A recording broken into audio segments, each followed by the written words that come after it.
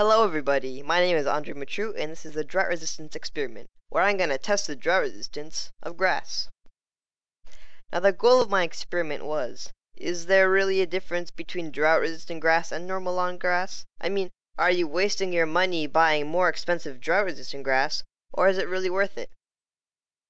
So therefore, to do my experiment, my procedure is to 1. Plant 10 seeds into some pots, 2. Water them until they grow, and then 3. At the point of germination, just stop watering them and record data. So the materials that you're going to need for this experiment is 1. Plant pots. For instance, in my experiment, I used 46 plant pots. 2. Drought-resistant lawn grass. 3. Normal lawn grass.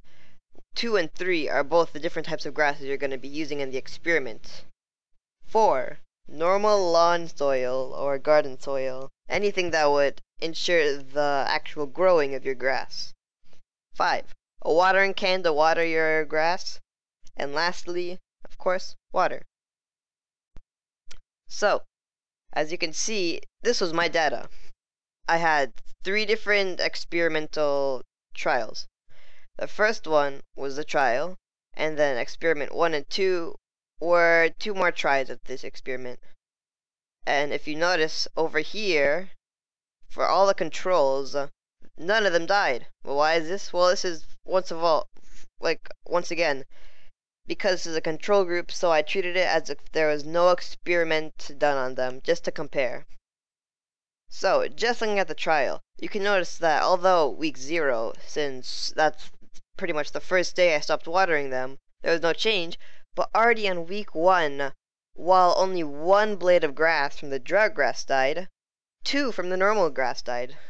And this keeps going up until week 3, where 6 blades of grass from the drought grass die, which is 60% of the total amount planted, compared to the 8, which is 80%. After this, I'm going to show you a mean of all of the data put together. This is the data mean, once again. As you see, the control, since they were all 0 deaths, the mean of all of them would still be 0, so there's no change. But the interesting part is the drought grass and the normal grass. By the first week of the drought grass, 1.67 or 1 2/3 of the grass died. Once again, the mean, which is 8 1/3% of the entire grass.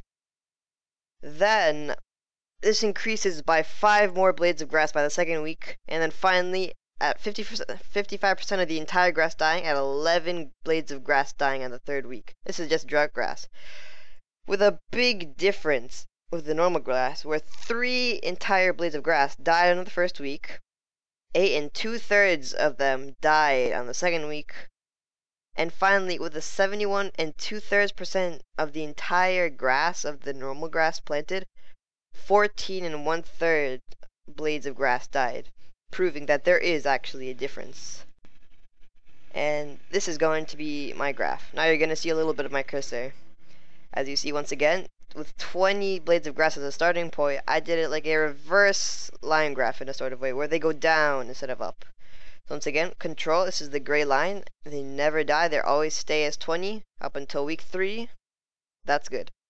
Now the drought grass, compared to the normal grass, there was a much more visual descending and a much more steeper descent of the normal grass, which by week 3 had just about 5 2/3 compared to the drought grass, where only 9 blades of grass died. This is a big difference from this to this. Now I'm going to be showing you some pictures.